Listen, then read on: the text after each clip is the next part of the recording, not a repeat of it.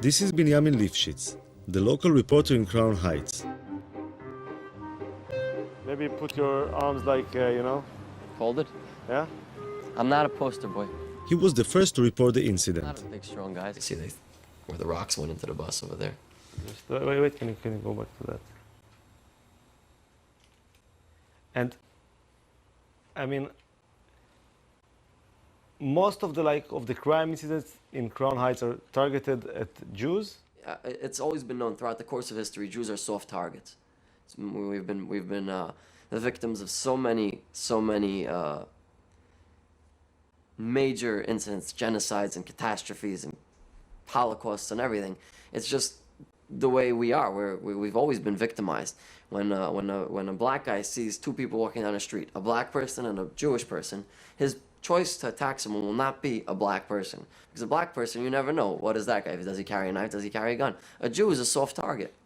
It's always been known like that, which is why we always encourage to walk in pairs, which is why we don't walk so much outside, like at night, so to speak, alone.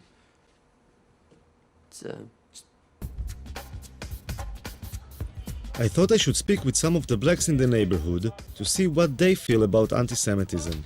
I mean, like, there we interviewed this guy, and he told us if there's gonna be like a Jewish guy and a black guy walking in the street, and somebody wants to rob, they would go for the Jewish guy because he's an easier target. Actually, no, he's wrong. They would actually go for the black guy because you go for a Jewish guy, you get more time. You get more Like time. the lawyers, the judges will actually give us more time if we Yeah, 'cause rob it's a hate someone crime. of another race. They're gonna classify it so as a that's why hate most blacks crime. rob each other because you get less time. I hate So to it's say like it. a practical thing, Yeah, right? it's a practice. And- It's a lot of wisdom behind And it. to be honestly honest. speaking, like, if you wanted to rob a Jewish person, like, why would you rob a Jewish person? Like, you don't never see them with nothing that would make you want to rob them. Like, Yeah, especially them up there. They They- basic, simple. They don't have nothing. And most people how use could you credit target cards. out a Jew person, like, when all of them dressed the same? Like, everybody dressed the same. They all look the same. So, And I I lived don't around know. here 35 years. I have never seen a Jewish person get robbed in this neighborhood. never. But there are kind of incidents between blacks and Jews, right? There are Yeah, some not issues. really around here. It ain't really issues. It's like favoritism. They get treated better. Yeah, they Like, do the get police will treated treat better. them better. Yes, they do. If The police I'm definitely. arguing with a Jew, the cops gonna come to me. They're not gonna bother them. They're gonna think I'm the aggressor. They're not gonna think they're the aggressor because they already have like a perception that Jews are more holier than black people.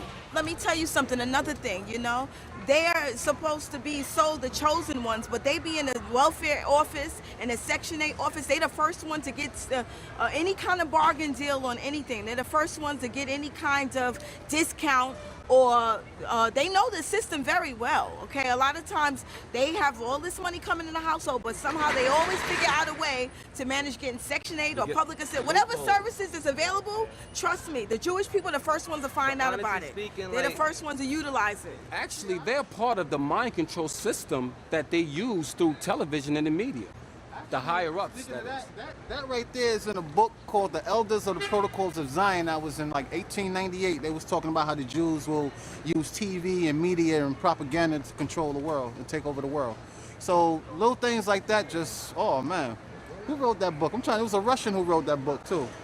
Whoever's watching this, Elders of the Protocol of Zion, read it. It gives you an idea of the blueprint to take over the world.